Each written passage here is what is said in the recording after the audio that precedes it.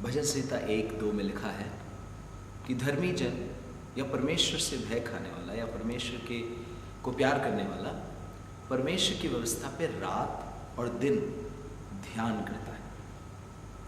आज जब सवेरे आप उठे और उस समय से लेकर के अब तक, मुझे नहीं मालूम कितना समय आपने बिता दिया है, पर सवाल यह है कि आज आपने किस बात पे ध्यान दिया। हो सकता है प्रॉब्लम्स आई हों आपकी ज़िंदगी में, और डेफिनेटली कहीं ना कहीं आती।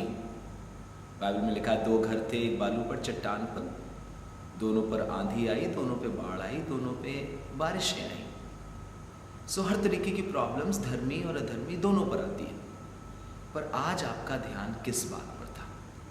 देखिए, जितना आप प्रॉब्लम्स पे ध्यान करेंगे उतना प्रॉब्लम्स मैग्नीफाइड हो करके, बड़ी दिख करके आपको डराएंगी। मैं ये नहीं कह रहा हूँ कि प्रॉब्लम्स को ओवरलुक करना चाहिए, लेकिन उन सब प्रॉब्लम्स में अपने परमेश्वर को, जो हमारी लाइफ का एक बहुत बड़ा हिस्सा है, उसको इन्वॉल्व करना चाहिए।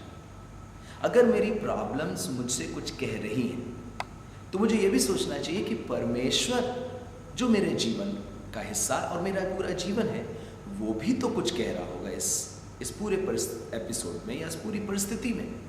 सो आज आपने किस बात पे ध्यान दिया? क्या आपके दुश्मनों ने जो कहा उस पर ध्यान दिया, या जिन्होंने आपका विरोध किया उस पर ध्यान दिया, या आपने ध्यान दिया जो कुछ परिस्थिति कह रही है, या आपने ध्यान दिया परमेश्वर के वचन पर? लिखा है वो परमेश्वर की व्यवस्था पर रात दिन ध्यान करता है। You are going to act on what you thinking. जो कुछ आपके विचारधारा रही है, आप उसी के मुताबिक बर्ताव करेंगे। अपना ध्यान सही करिए।